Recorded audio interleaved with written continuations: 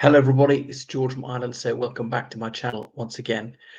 This video is about the Harehills, Leeds, United Kingdom a few days ago.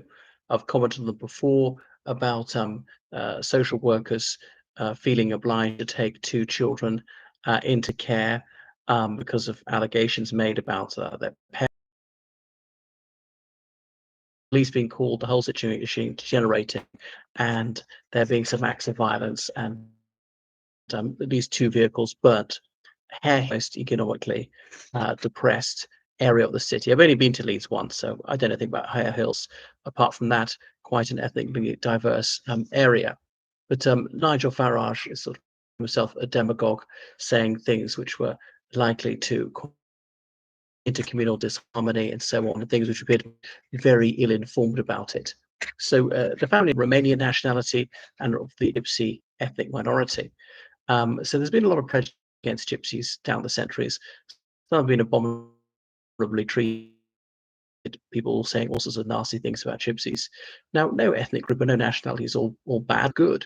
So we found bad people in all nationalities for a long discriminated against and oppressed. Unsurprisingly, some people will be furious about that, and some people might behave badly because of what's being done to them. Those to whom evil is done do evil in return. So I don't have any data at my fingertips. Are they proportionally more likely to commit crime or not? I don't know. But even if they were, it still wouldn't be justification of any anti-Gypsy prejudice or any anti-Romanian prejudice, even if every single but one of the entire group was guilty of something wrong. So treat that one innocent person unfairly just because he or she happened to belong to whatever ethnic minority. So you must remind yourself that most nationalities, most ethnic groups of religions and so on have faced prejudice at some degree. If you look at England, so some of the white there's prejudice against them. But certainly if you look at the Anglo-Saxons, who are mostly the ancestors of the white English. I know the white English, they're also Irish, Welsh, Scots, French, Huguenot ancestry, Norman, whatever.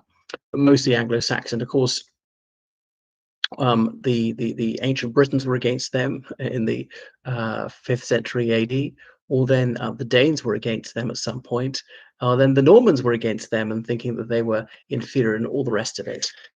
It ought to go out that saying that no one should be mistreated on the grounds of his, her, race, citizenship, religion, and so on.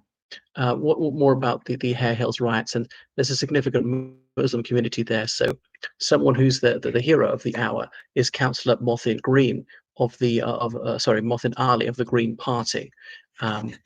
Anyway, so he was interposing himself between officers of the law and residents, striving to defuse the situation. Some successful, sort of a bad situation, but it could have been worse in the Harehills riots. I mean, thankfully, nobody was killed. The crime. Now, the nationality of this man, as far as we know, is innocent. Has stated.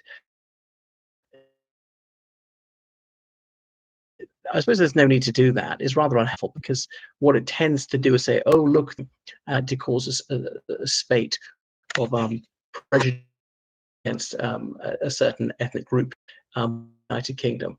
So the Gypsies they originated in India over 1,000 years ago.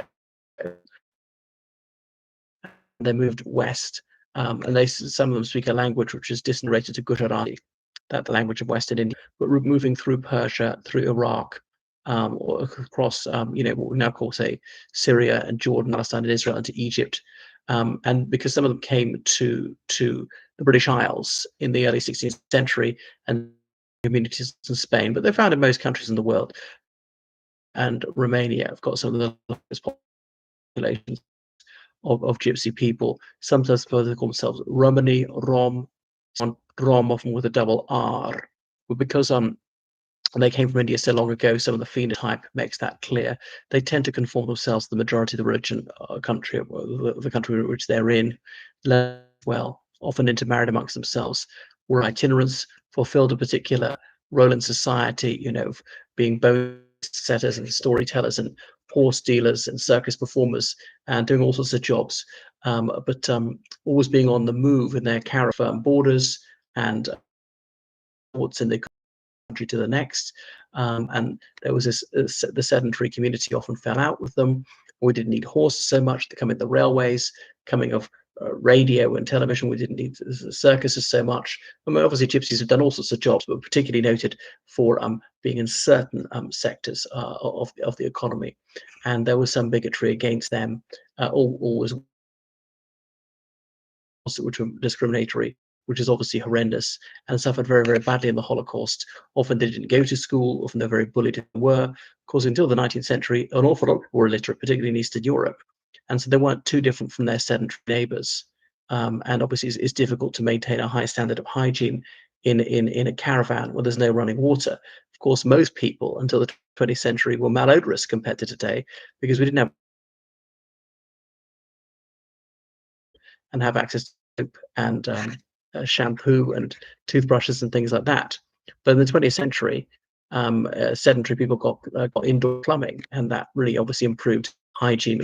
People sometimes lag behind, in caravans just because they couldn't, obviously, and so that led to more prejudice against them and being less inclined to go to school and things like that.